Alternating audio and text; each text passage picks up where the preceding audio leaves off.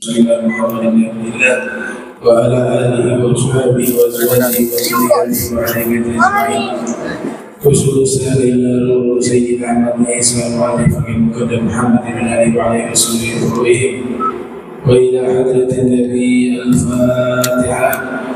أعوذ بالله من الشيطان الرجيم. بسم الله الرحمن الرحيم. الحمد لله رب العالمين الرحمن الرحيم مالك يوم الدين. إياك نعبد وإياك نستعين. اهدنا الصراط المستقيم صراط الذين أنعمت عليهم غير المغضوب عليهم ولا الضالين. آمين. Assalamualaikum warahmatullahi wabarakatuh. Alhamdulillahi rabbil alamin. Allahumma salli wa sallim wa barik ala Sayyidina Muhammadin afdalil habaib wa ala khatanihi amiril mu'minin Ali ibn Abi Talib wa ala sibtayhi al-Hasan wal-Husain wa ummihim al-Batuli Zahra'i dhawil mafakhiri wal manakib. Salatan wa salaman daimain abadan sarmada la yuhsihi mahasib. Wa as'aluka Allahumma bijahim ladaika an tuzzila lana al-ataya wal mawahib wa an tasrifa anna jami'al balaya wal masaib wa an tulhiqana bihim ya Rabbana ya Allah fi a'lal maratib. Allahumma salli wa sallim wa karrim wa zid ala Sayyidina Muhammadin wa ala alihi wa sahbihi ajma'in. Amma ba'du. Subhanak la ilma lana illa ma 'allamtana innaka antal alimul hakim. Rabbi israh li sadri wa yassir li amri wahlul 'uqdatan min lisani yafqahu qawli wa saddid lisani wa hadi qalbi bi haqqi sayyidina Muhammadin sallallahu alaihi wa alihi wa barak wasallam. Ya man huwa fi 'uluwihi kain, ya man huwa fi fi'li hamid, ya man huwa fi majdihi matin. Allahumma akrimna bi nuril fahmi wa akhrijna min zulumatil wahmi warzuqna fahman nabiyyin wa hifdzal mursalin wa ilhama malaikatil muqarrabin. Rabbana zidna ilman wa fahma wa aqla ya akramul akramin bi haqqi sayyidina Muhammadin khatamil anbiya wal mursalin ya rahman ya rahim. Wa sallallahu ala sayyidina Muhammadin wa ala alihi wa sahbihi wa barak wasallam. Walhamdulillahi rabbil alamin. Alhamdulillah, puji syukur kehadirat Allah, salawat salam tercurahkan kepada junjungan mulia Nabi tercinta Sayyiduna wa Maulana Muhammad sallallahu alaihi wasallam beserta segenap keluarga beliau, sahabatnya dan umatnya. Yang kami muliakan, kami hormati seluruh imam Masjid Al-Muhajirin, wabil khusus Ami Alwi Albar mata'anna Allah Ta'ala bituli hayati wa umrih, wal Ustadz Irsyad wa Ustadz Dr. Abdurrahman dan seluruh pengurus Masjid Al-Muhajirin, hadirin hadirat yang insya Allah dirahmati Allah Subhanahu wa Ta'ala. Masih melanjutkan pembahasan yang lalu terkait kitab Mukhtasar Sahih Al-Bukhari, ringkasan dari Sahih Al-Bukhari, berjudul At-Tajrid As-Sharih, diringkas oleh salah satu ulama ahli hadis bernama Al-Imam Ahmad bin Muhammad bin Abdul Latif Az-Zabidi. Beliau yang meringkas hadis Sahihul Bukhari. Judul asli dari hadis Sahihul Bukhari yang ditulis langsung oleh Imam Bukhari, judulnya cukup panjang sehingga kebanyakan disebut dengan Sahihul Bukhari saja. Padahal judul aslinya itu Al-Jami'u As-Sahihu Al-Musnadu Al-Mukhtasaru min umuri Rasulillahi wa sunanihi wa ayyamihi. Itu judul asli dari kitab Sahihul Bukhari. Imam Bukhari salah satu ulama ahli hadis yang dinyatakan beliau menghafal kurang lebih 1 juta hadis dalam salah satu pendapat. Sebagian ulama menyatakan beliau memiliki hafalan hadis Nabi sekitar 600.000 hadis. Sebagian lainnya menyatakan 200.000 hadis. Walhasil, salah satu ulama besar ahli hadis bernama Al-Imam Ibnu Salah,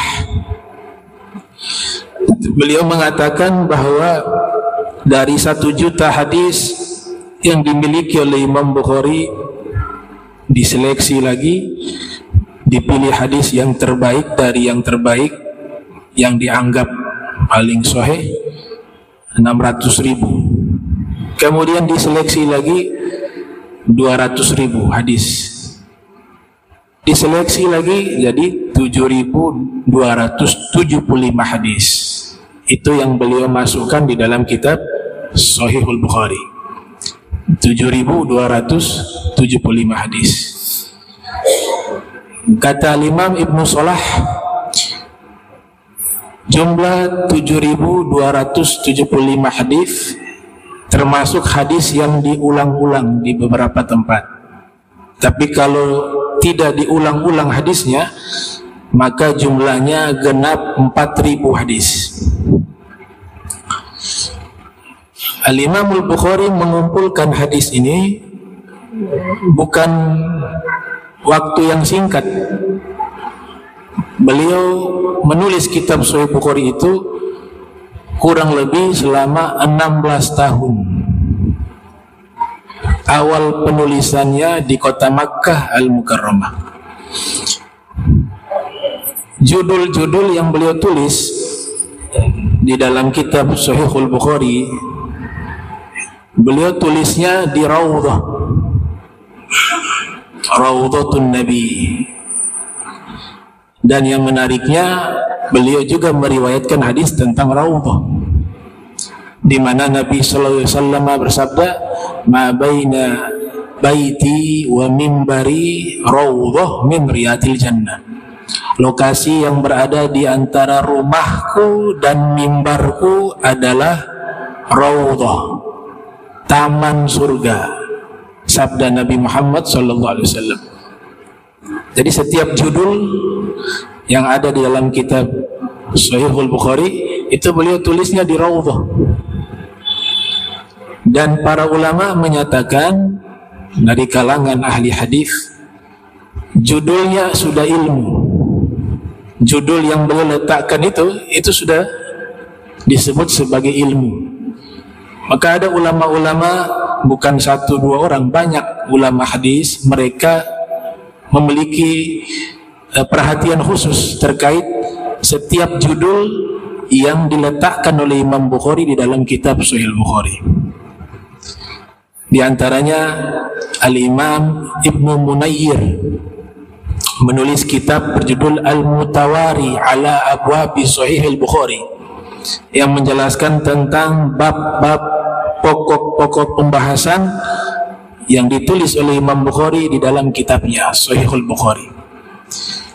Bahkan ulama yang hidup di zaman kita, Dr. Al-Muhaddis Nuruddin Itir, ulama ahli hadis yang ada di Suriah, menjelaskan begitu luasnya keilmuan Imam Bukhari. Dan itu cukup diketahui dengan Imam Bukhari meletakkan bab-bab pembahasan secara berurutan. Dan bisa diketahui Imam Bukhari bukan hanya pakar di bidang hadis, tapi juga pakar di bidang-bidang ilmu lainnya seperti tafsir, karena dalam Sahih Bukhari ada bab tafsir. Pakar juga dalam bidang sejarah, di dalam Sahih Bukhari ada bab tarajum. Pakar juga di bidang akidah, karena di dalam kitab Sahih Bukhari juga ada bab iman. pakar juga di dalam bidang fikih, karena di dalam kitab Sahih Bukhari juga ada pembahasan-pembahasan tentang fikih walaupun tidak secara komprehensif. Beliau tulis kitab tersebut dengan judul Al-Imamul Bukhari wa Fiqhut Tarajumi fi Jami'ihi As-Sahih. Kitab itu kita bisa mengetahui begitu luasnya ilmu daripada Al-Imam Al-Bukhari radhiyallahu ta'ala anhu warḍah. Kitab ini sebagaimana yang pernah saya sebutkan, kitab Sahih Bukhari adalah salah satu kitab hadis rujukan dalam mazhab ahli sunnah wal jamaah. Begitu pentingnya kitab ini sehingga ada sekitar 300 kitab yang menerangkan isi kitab Sahih Bukhari. 300 judul kitab yang menjadi rujukan di antaranya adalah kitab Fathul Bari. Fathul Bari karya Al-Hafiz Ibnu Hajar Al-Asqalani yang lahir tahun 773 Hijriah.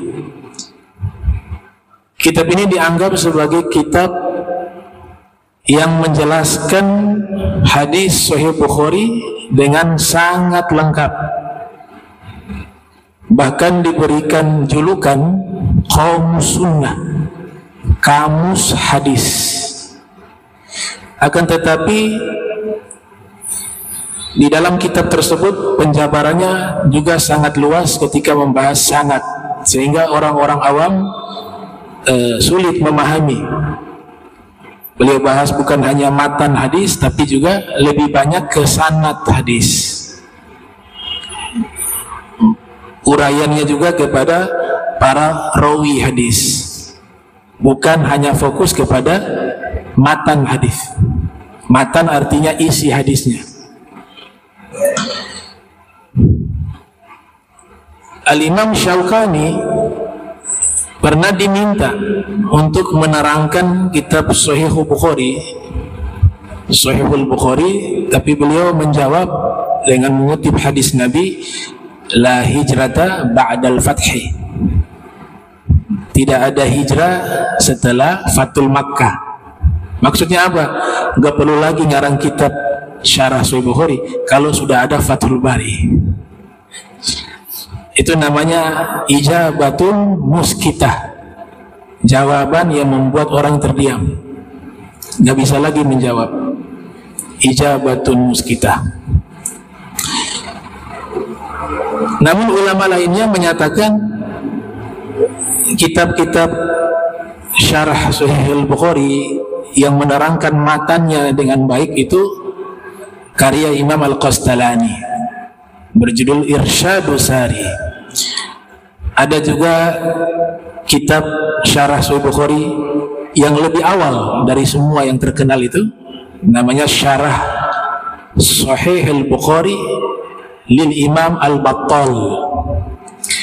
Ada juga Syarah Al-Kirmani. Ada juga Syarah Fathul Bari karya Al-Hafiz Ibnu Rajab Al-Hambali, ya, Ibnu Rajab Al-Hambali. Kemudian ada juga Umdatul Qari karya Imam Al-Ain, dan masih banyak. Pokoknya jumlahnya ada 300, itu yang terdata. Bisa lebih karena setiap zaman ulama-ulama hadis banyak juga yang memberikan penjelasan terhadap kitab Sahihul Bukhari. Nah, kitab Sahih Bukhari ini unik. Ada keunikan-keunikan di dalam kitab Sahihul Bukhari. Salah satunya yang pernah kami ceritakan, setiap beliau tulis satu hadis, beliau wudu, sholat 2 rakaat, kemudian menulis. Hadis yang begitu banyak yang beliau miliki diseleksi hanya berjumlah 7.000 lebih. Sisanya kemana? Sisanya dimasukkan ke kitab-kitab lainnya. Ada kitab Al-Adabul Mufrad, ada kitab At-Tarikh Al-Kabir, dan kitab-kitab karangan beliau lainnya.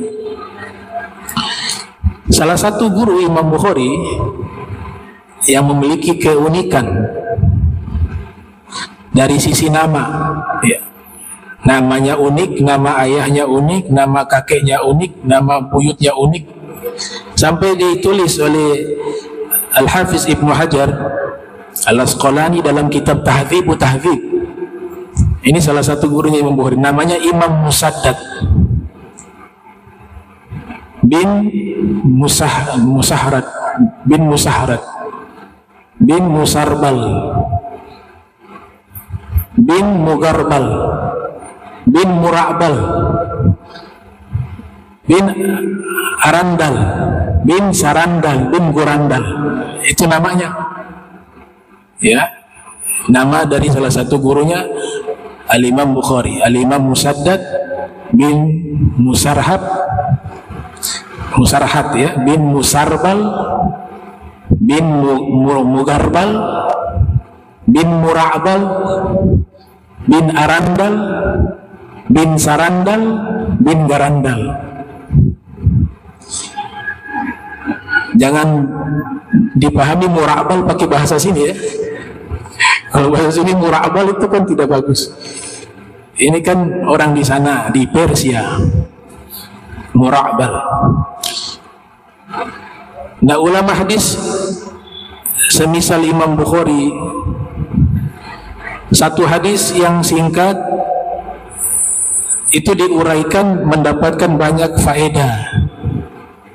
Satu hadis kita harus yakini bahwa sabdanya Nabi itu mukjizat. Nabi ketika berbicara, para ulama memberikan kehormatan, ya, untuk membedakan dengan orang biasa. Kalau orang biasa kan berkata, dia berkata. Qala itu kalau diterjemahkan ya berkata. Tapi ulama-ulama yang ada di Indonesia sejak zaman dulu punya penghormatan kepada Nabi. Mereka istilahkan bukan Nabi berkata. Kalau berkata, kita juga berkata. Untuk membedakan bahasa Nabi itu berbeda dengan bahasa kita, bahwa bahasa Nabi itu wahyu, wa ma yantiqu anil hawa in huwa illa wahyun yuha, wallahi ma kharaja minhu illal haq. Demi Allah, tidak keluar dari mulutku kecuali kebenaran. Maka mereka merubah dengan istilah bersabda. Itu penghormatan. Padahal kosakatanya sama, qala. Contoh, kalau saya mengatakan qala al-Imam Syaukani kada wa kada, Imam Syaukani berkata, bukan bersabda, menggunakan kata qala. Tapi ketika qala Nabi sallallahu alaihi wa alihi wasallam, kita artikan apa? Nabi sallallahu alaihi wasallam bersabda. Sabda itu di atas berkata. Kenapa yang digunakan bersabda? Karena semua yang Nabi ucapkan wahyu dan semua yang Nabi ucapkan mukjizat. Ucapan Nabi itu mukjizat. Kita tidak sadar. Saat ini kita belajar, kita membaca kitab hadis. Ini mukjizat. Kok bisa ada sosok manusia dalam sejarah peradaban manusia, ucapannya terdata yang umurnya sudah 1000 tahun lebih? Antum bisa cari manusia mana yang ucapannya terdata dengan sanad, dengan jumlah jutaan dari ucapannya, dihafal bukan hanya satu orang, tapi di atas 100, 200, ribuan, bahkan jutaan orang. Sampai hari ini masih kita baca, mendengar, itu mukjizat dari Nabi Muhammad SAW. Itu masih dari sisi sanad, dari sisi eksistensi. Belum kita bicara isi hadisnya.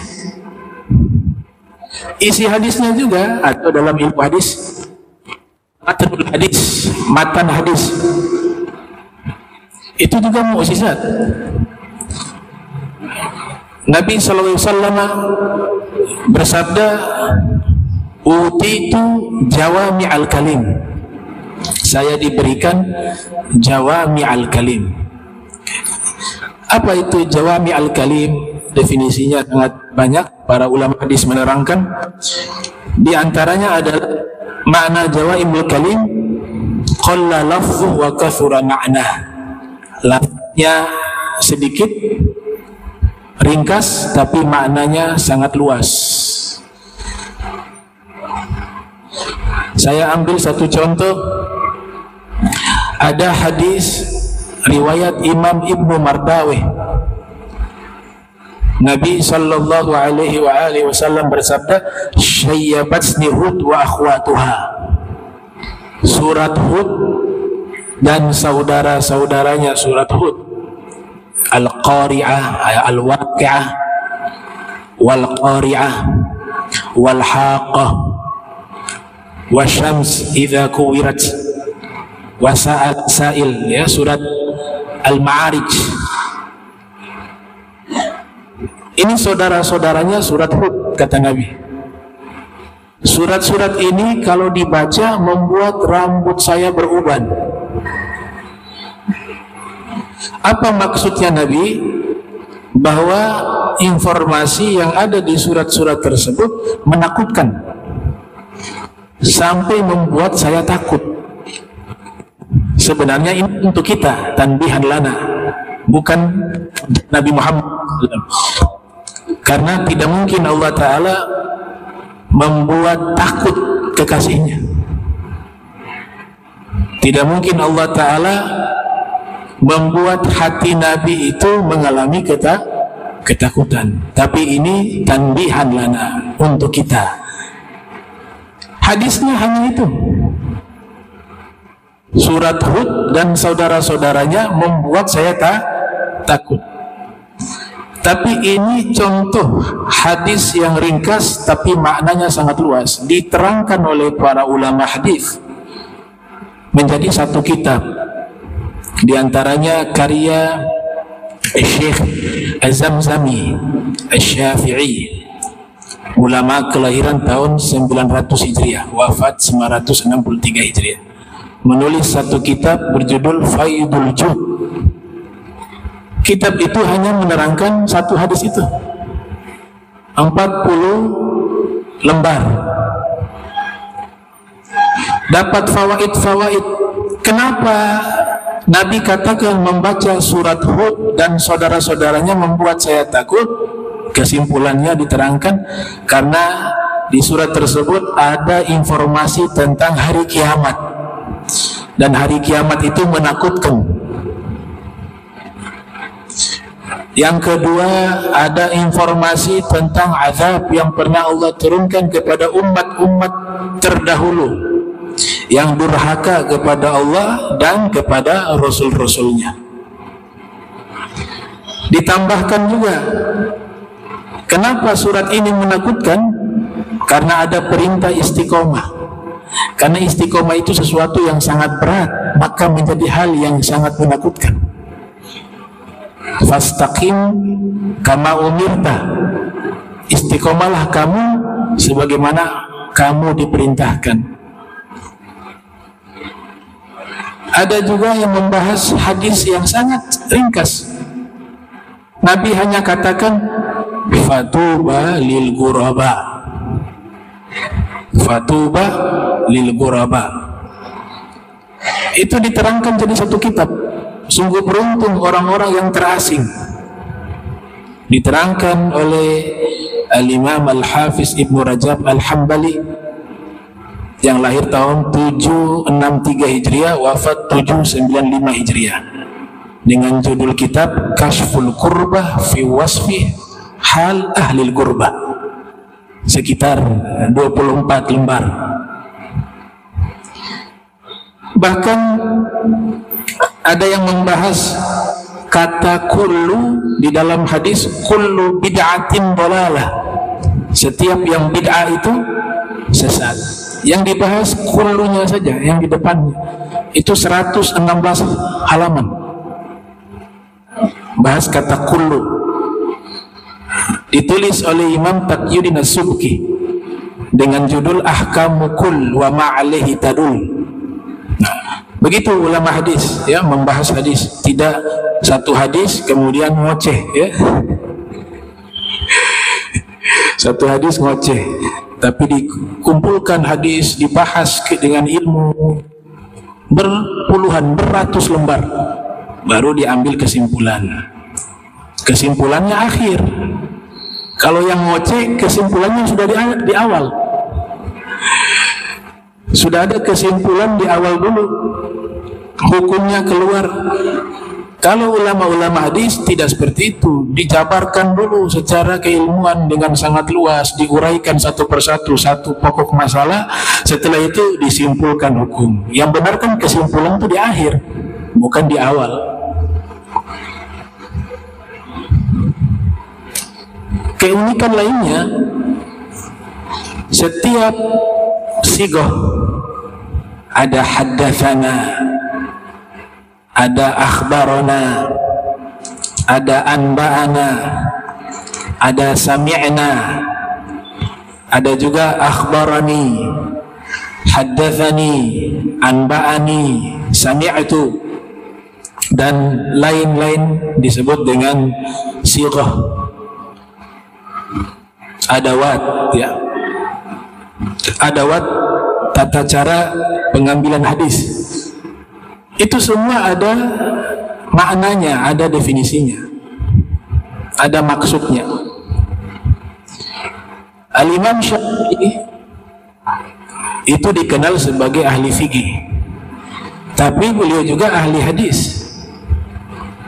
Julukan beliau Nasirus Sunnah, pembela sunnah.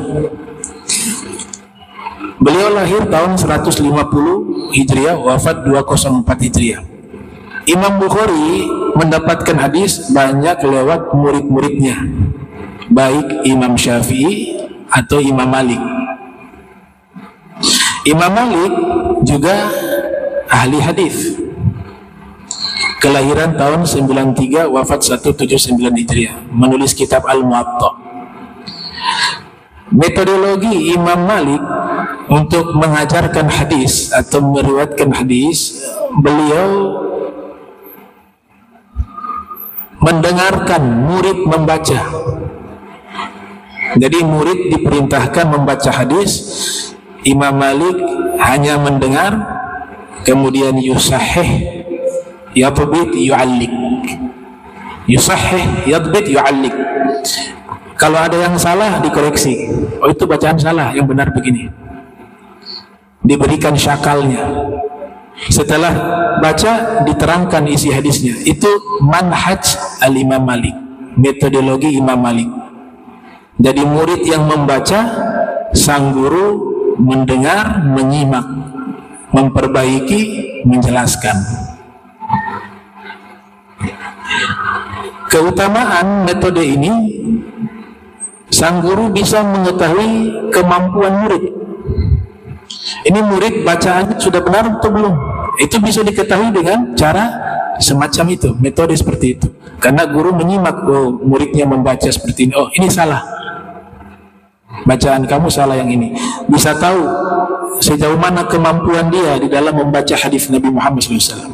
Juga bisa mengetahui kemampuan dia dalam ilmu alat, ilmu al-lughah al-arabiyah. Kemudian diterangkan setelah itu. Nah, Imam Syafi'i ini umumnya ya, artinya metode ini kebanyakan dilakukan, bukan keseluruhan, kebanyakan, aglabiyah.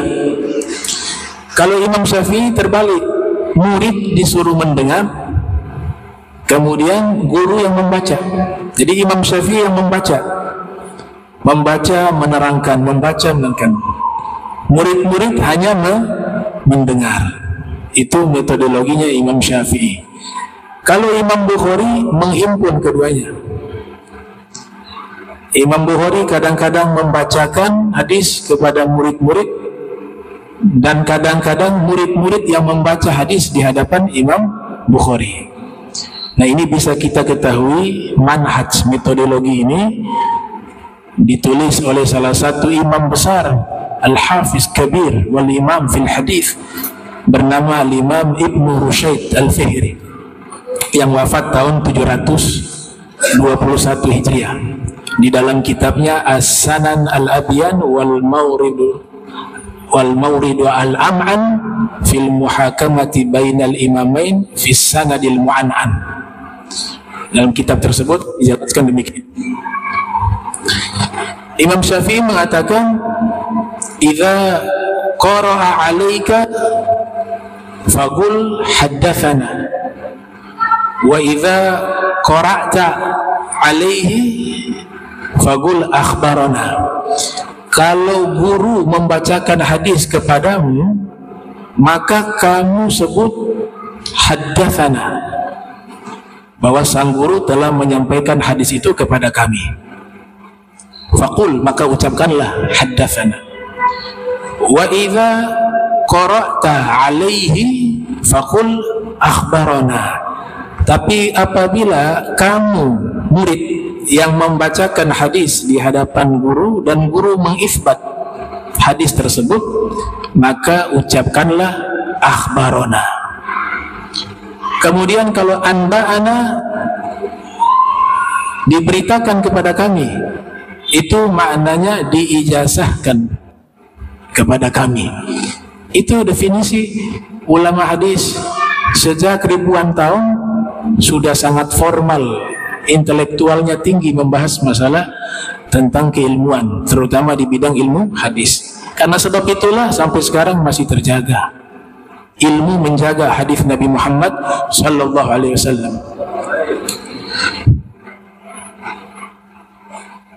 Nah, ada juga ulama hadis bisa mengetahui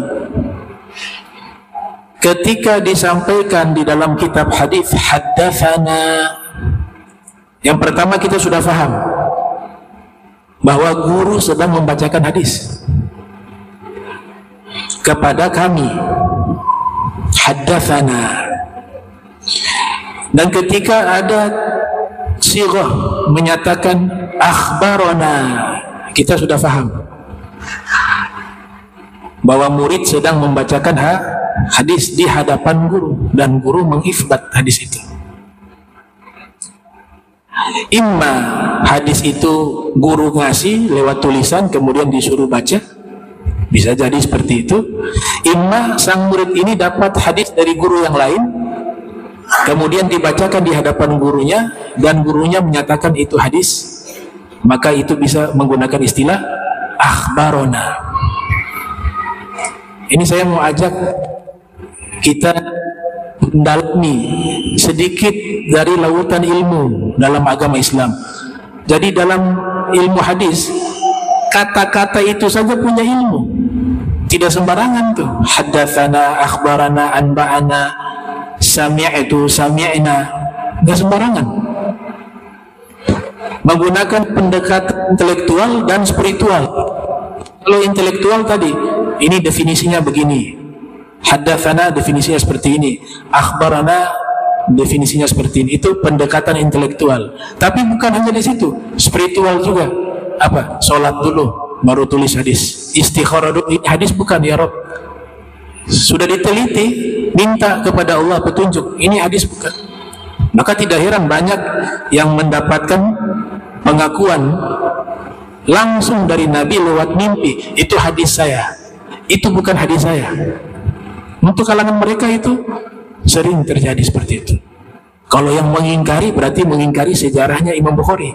Karena Imam Bukhari juga ada ulama yang memimpikan bahwa Imam Bukhari berdiri di samping Nabi atau di hadapan Nabi, kemudian dengan kipas dia mengibaskan kipasnya ketika ada serangga atau apa yang mendekat, untuk menjauhkan serangga itu dari Nabi Muhammad SAW.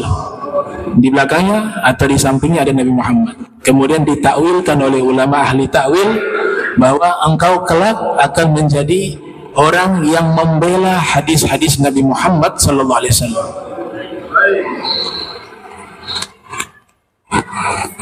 Nah, haddatsana juga kita bisa tahu bahwa ketika menggunakan kata na artinya kami, haddatsana. Maka menunjukkan bahwa ketika sang guru menyampaikan hadis, itu di hadapan sang guru bukan hanya ada satu orang. Karena kata kami artinya ada orang selain saya, ma'agair, jumlahnya banyak. Sehingga kita bisa tahu secara ilmu filologi, ilmu perkata bahasa, bahwa ketika disampaikan haddatsana, berarti pada waktu itu sang guru menyampaikan hadis dihadiri oleh banyak murid. Majlis semacam ini. Haddatsana begini fulan an Abi Quraib. Haddatsana Abu Quraib wa qala haddatsana Abu Muawiyah wa qala anil A'mash wa qala an Abi Salih Abdullah bin Zakwan wa an Abi Hurairah wa an Rasulullah sallallahu alaihi wasallam qala kadza wa kadza wa kadza. Tapi ketika menggunakan haddatsani, guru menyampaikan hadis kepadaku, haddatsani bukan haddatsana, kita bisa paham berarti waktu itu hanya ada guru dan seorang murid secara personal. Paham ya? Kalau haddatsani berarti dua orang, satu yang meriwayatkan sang guru, yang kedua yang menerima riwayat sang murid. Karena ada kata aku menunjukkan satu orang, aku. Berarti hadis itu musyahadah hanya antara satu guru dengan satu murid. Haddatsana. Kemudian dari kata haddatsana kita bisa paham bahwa ketika sang guru menyampaikan hadis, muridnya hadir. Musyahadah, saling bertatap. Namanya talaqi dalam ilmu hadis. Makanya syarat belajar ilmu hadis harus ketemu gurunya secara langsung. Namanya talaqi. Kalau masih lewat perantara media, belum disebut talaqi, walaupun itu manfaat. Talaqi musyahadah. Maka hukum yang sama, nikah lewat video online, sah tidak? Gak sah. Karena kenapa? Tidak ada musyahadah, bertatap langsung antara yang menikahkan dan yang menikah. Dia harus di tempat, di waktu yang sama.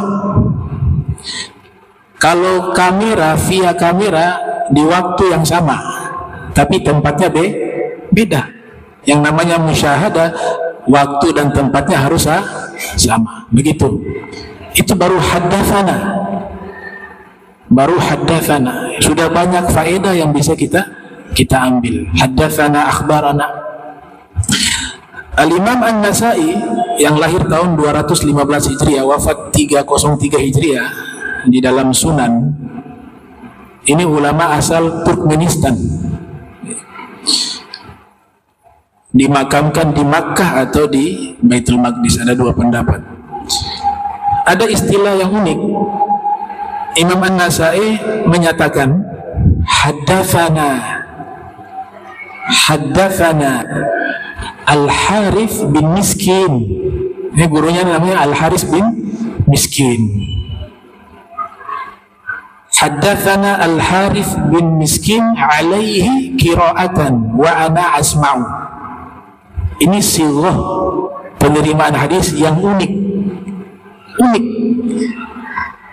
Kalau kita terjemahkan, guru bernama Al-Harith bin Miskin meriwayatkan hadis kepada kami, tapi lewat dia. Dia itu murid satu. Guru Al-Harith bin Miskin meriwayatkan hadis kepada kami, dibacakan di hadapan dia. Dia ini gak disebut namanya siapa. Dan aku pada waktu itu mendengar hadis tersebut. Itu sighah unik itu. Haddatsana Al-Harith bin Miskin alaihi qira'atan wa ana asma'u. Ternyata ini berkaitan dengan peristiwa. Salah satu ulama bernama Ibnu Nuqtah. Ibnu Nuqtah wafat 629 Hijriah. menulis satu kitab judul At-Taqyid li Ma'rifati Ruwat As-Sunan wal Masanid. Bagi kita yang ingin mengetahui para rawi yang meriwayatkan hadis di semua kitab sunan yang mu'tabarah dan kitab-kitab musnad al-masanid, kitab itu menerangkan para rawi tersebut satu persatu.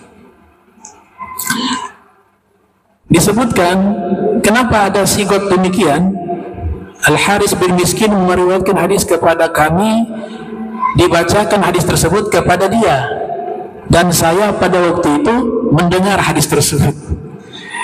Jadi antara murid dan guru ada konflik, ada masalah waktu itu. Jadi Imam Nasai sedang bermasalah dengan gurunya Al-Haris bin Miskin, sedang bermasalah, sehingga Imam An-Nasai tidak berani hadir ke majlis secara langsung mendengarkan hadis yang diriwayatkan oleh sang guru. Maka Imam An-Nasai berada di luar majlis,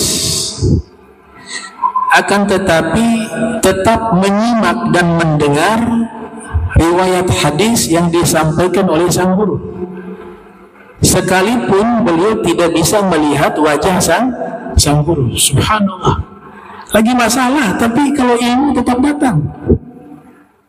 Ajib.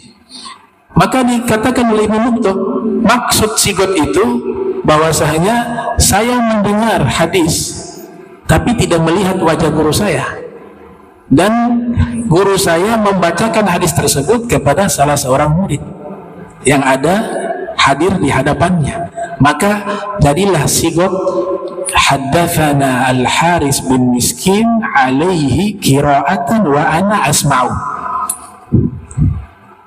Ya. Kalau kita kan sudah tidak datang, sudah. Kalau meraju sama guru udah. Yang lebih ajib lagi, Imam An-Nasai dengan sang guru ini berkonflik, ada masalah.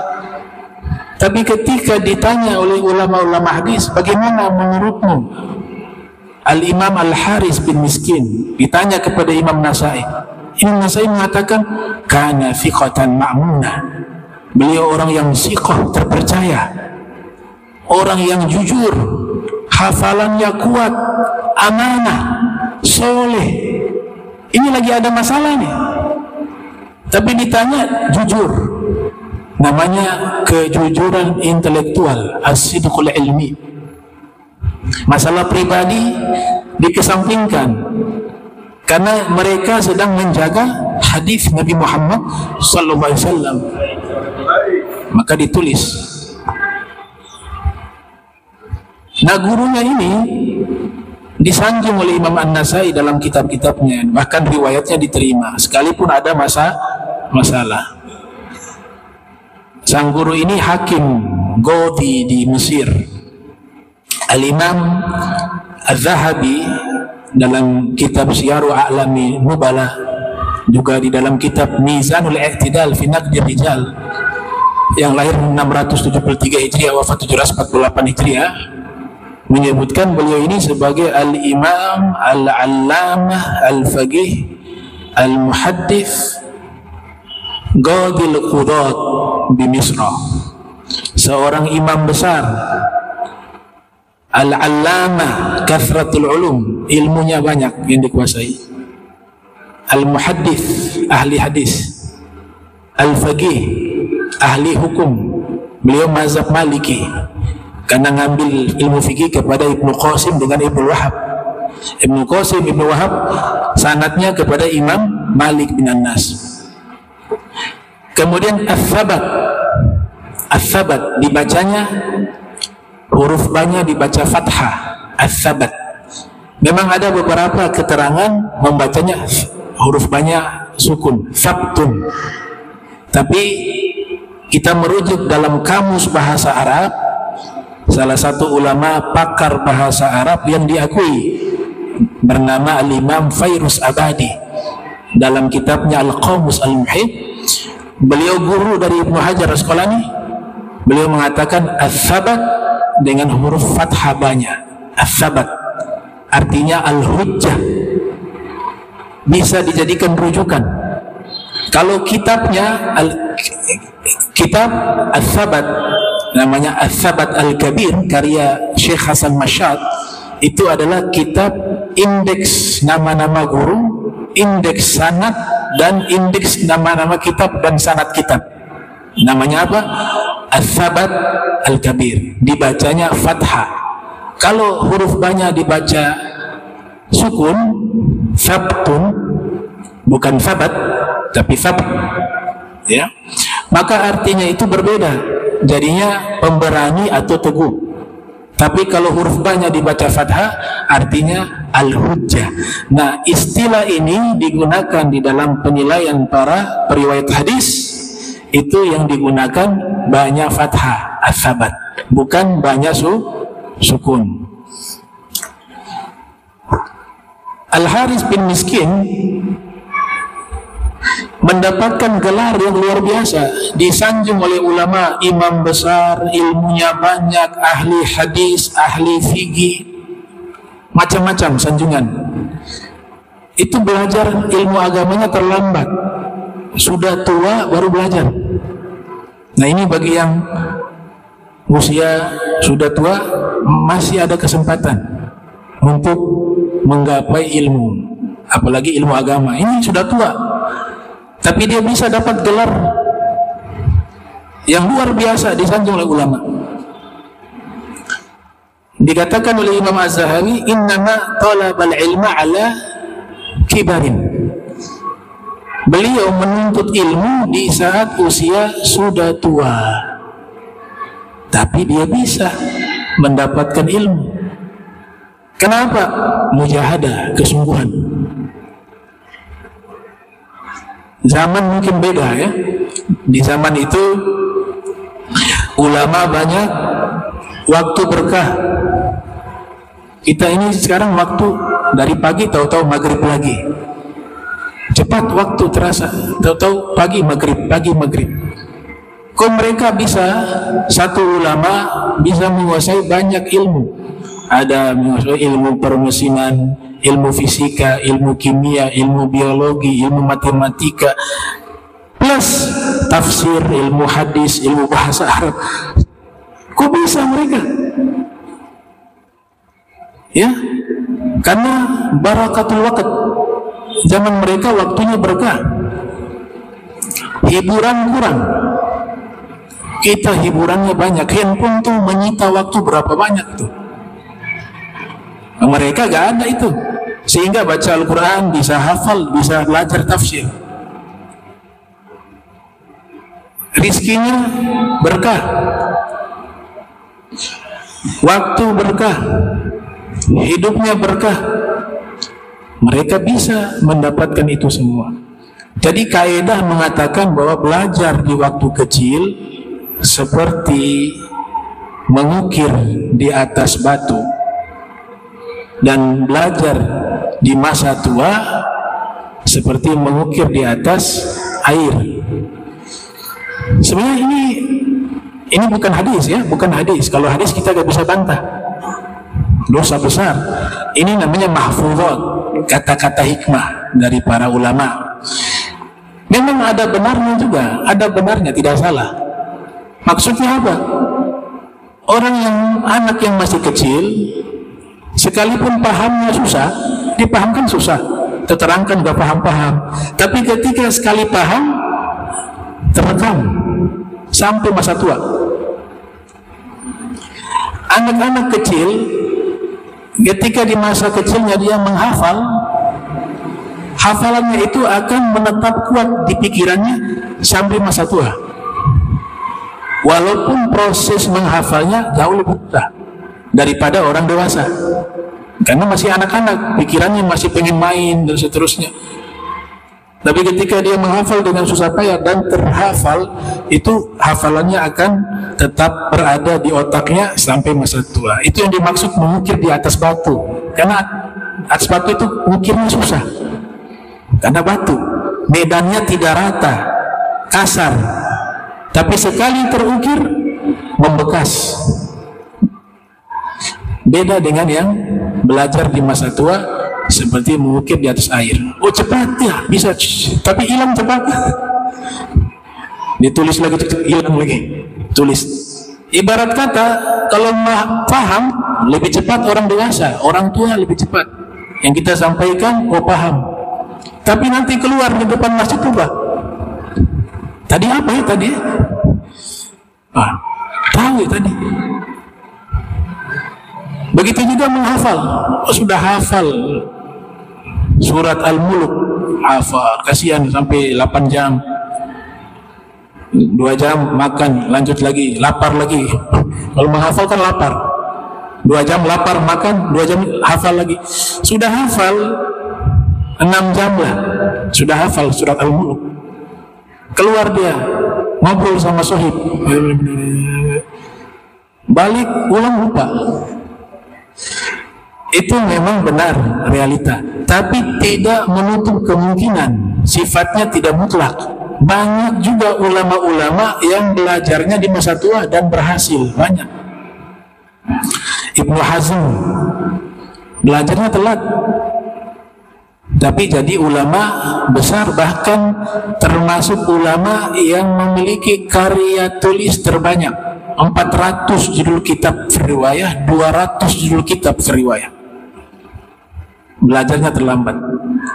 Ada juga Abu Soleh, riwayat hadis, juga belajarnya terlambat. Dan juga ulama tadi, gurunya Imam An-Nasai, Al-Haris bin Miskin, juga belajar telat tapi berhasil. Nah, ini kita lihat bagaimana para ulama-ulama terdahulu kesungguhannya di dalam belajar. Kita tabarukan satu hadis kemudian selesai ya.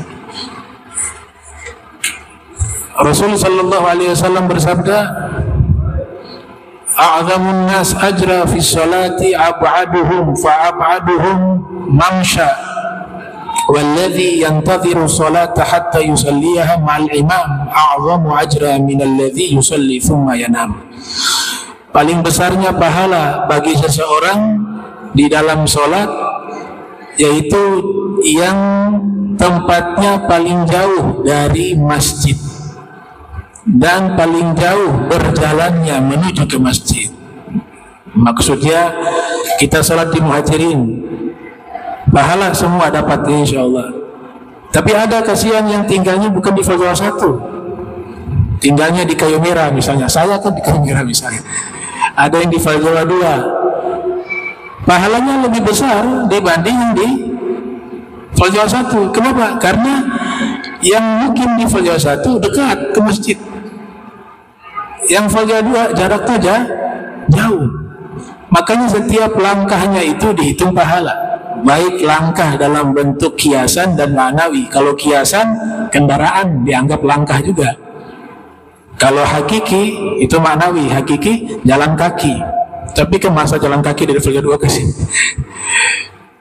Karena ada fatwa ngaur ya, ada fatwa ngaur menggunakan mobil ambulans bid'ah. Ada di kitab.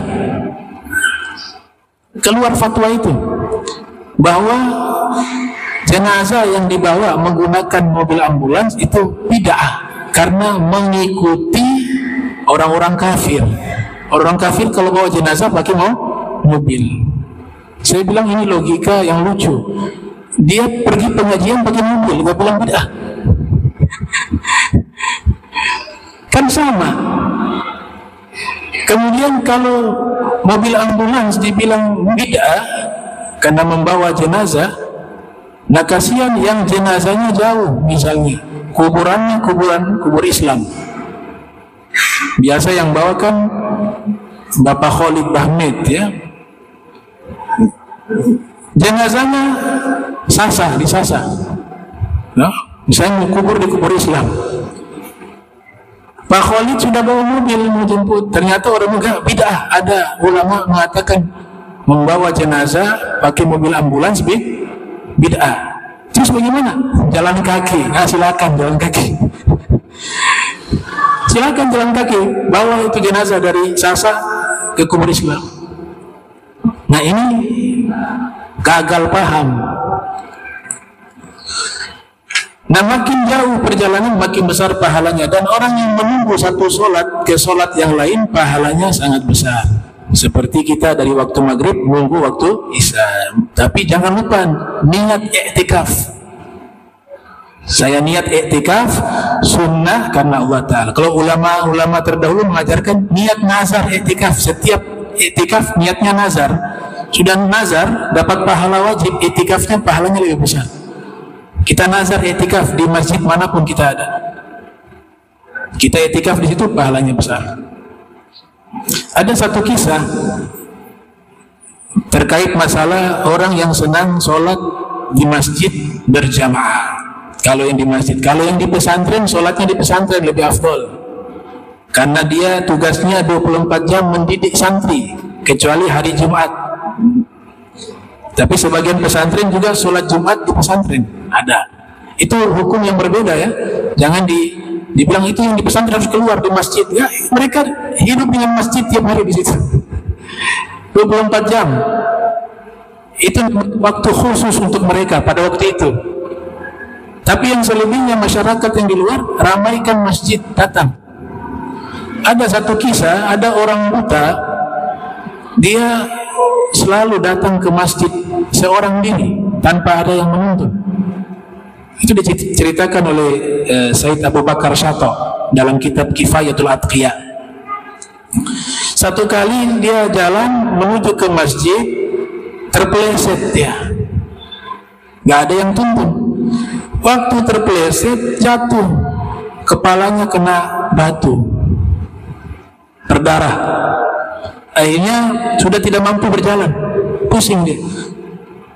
Nah, orang baru selesai sholat, akhirnya ketemu beliau sudah setengah pingsan. Dibawalah beliau kembali ke rumah.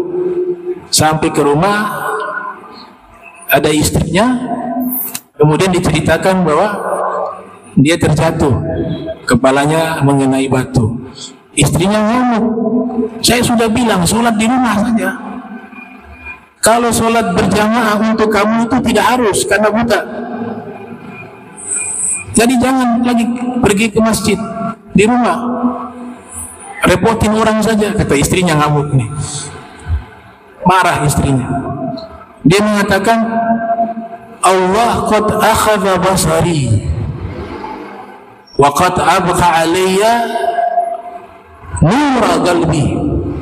Allah sudah mengambil penglihatan saya, tapi Allah masih biarkan mata hati saya itu sehat. Jadi saya akan tetap sholat walaupun saya terluka, katanya seperti itu. Akhirnya sudah istri mengarah. Malamnya ini sang suami tidur, dia bermimpi bertemu Nabi Muhammad SAW. Kemudian Rasul mengatakan, kenapa kamu berbantah-bantah dengan istri kamu? Maksudnya Nabi sudah ikuti saja, gak apa-apa. Karena kan Nabi tahu juga dia uzur, matanya buta, masjidnya jauh. Kata Nabi, kenapa harus berkelahi dengan istri? Mengalah saja. Maka dia menjawab dalam mimpi ini, ya Rasulullah, li ajli ittiba'i sunnatik. Saya lakukan ini kan semata-mata ingin meniru sunnahmu, ingin mengikuti sunnahmu, wahai Rasul. Subhanallah, Rasulullah tersenyum mendengar jawabannya. Suruh, ayo kau mendekat. Tangan mulia beliau diusapkan di dua matanya. Kemudian kata Nabi, sudah, bangun kamu dari tidur. Dia bangun tidur, matanya sembuh, sehat. Barokah apa? Ittiba' sunnah Rasulullah, mengikuti tuntunan sunnah Nabi Muhammad SAW. Nah, insyaallah pertemuan berikut kita lanjutkan pembahasan kita lagi. Bismillahirrahmanirrahim. Alhamdulillahirabbil alamin. Allahumma jam'ana hadza jam'an marhuma wa tafarraqan ba'da tafarruqan ma'suma wa la tajal minna wa la minna shay'an mahruma. Subhanaka wa bihamdika asyhadu an la ilaha illa anta astaghfiruka wa atubu ilaihi. Wa sallallahu alaihi Muhammadin wa ala alihi wa sahbihi wa barik wasallam. Wa la minkum. Wassalamualaikum warahmatullahi wabarakatuh.